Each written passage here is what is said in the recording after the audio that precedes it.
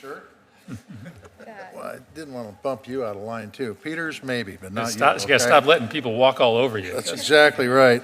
This is for Mr. Mulholland. In your testimony, you talk about how HSI not only targets drug smuggling operations, but also targets financial networks and resources that fund these illegal activities. I recently had the opportunity to introduce the Fend Fentanyl Act with Ranking Member Britt and a bipartisan group of senators to increase Treasury's ability to sanction criminal organizations that traffic fentanyl. So the question is this. Does HSI need additional authorities, or can it work with Treasury to hit these criminal organizations where it hurts, which is in their wallets? I'm sorry, can you repeat the end of that question, sir? Can you hit them where it hurts, which means can you impact their money? Absolutely.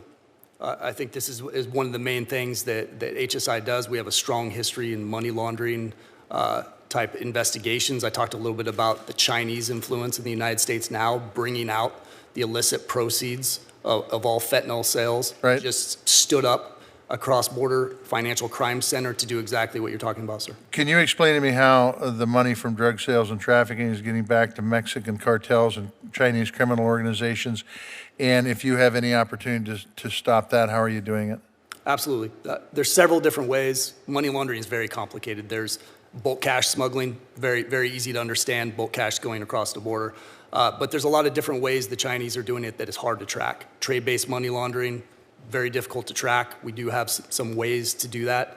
And you also see it through mirror accounts. I know you've heard a little bit about this, which is difficult to track as well, but we do have the resources right now to do that, and we have had a lot of successful investigations. How much is being transferred via crypto?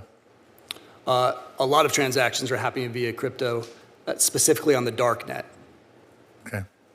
A lot of focus right now is placed on combating the Mexican drug cartels. I think most people understand that we need to hold China accountable as much as Mexican drug cartels for the fentanyl trafficking. What is DHS doing to stop Chinese criminal organizations? Chinese criminal organizations? Yep. What are you doing to stop them?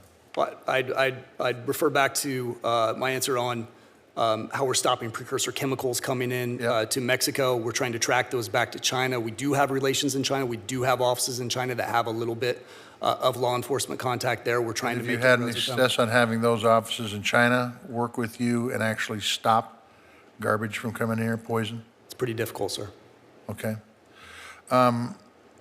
DHS is planning to end Title 42 next week. And I don't think ending the practice of Title 42 allow makes a lot of sense right now, but I am concerned about the administration's preparation or lack of it with an expected surge of migrants that will come to a border. I spent a good portion of last weekend listening to the radio, and this was on all the time, interviewing folks on the southern border, talking about how there's a bunch of folks lined up to come in because they think the border's going to be open, okay? Criminal organizations also take advantage of any sign of weakness at the border to do their drug thing. Just yesterday, DHS asked for 1,500 additional active duty military to help border operations. That is going to happen.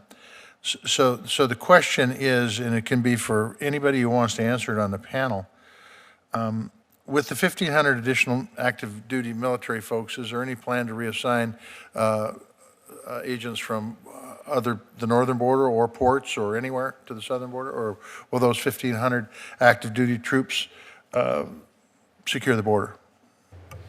I'll take that one. Go ahead. We're not currently anticipating drawing down any more resources to supplement the TDYs that we have had there for an extended period of time. That being said, any evolving threat, we're always prepared to look across our operations. Okay. But for right now, the 1,500 active duty military, I think there's 2,500 guardsmen too that are already down there. Is that not correct? I would have to defer to the Border Patrol on that. Those 1,500 are going to be supporting Border Patrol operations for administrative duties. All right. So, and I'm not saying this is a negative, can anybody answer how long those 1,500 active duty military are going to be down there? We'll take that as a get back. Okay. All right. Sounds good. That's it. Thank you, Mr. Chair. Thanks, Senator.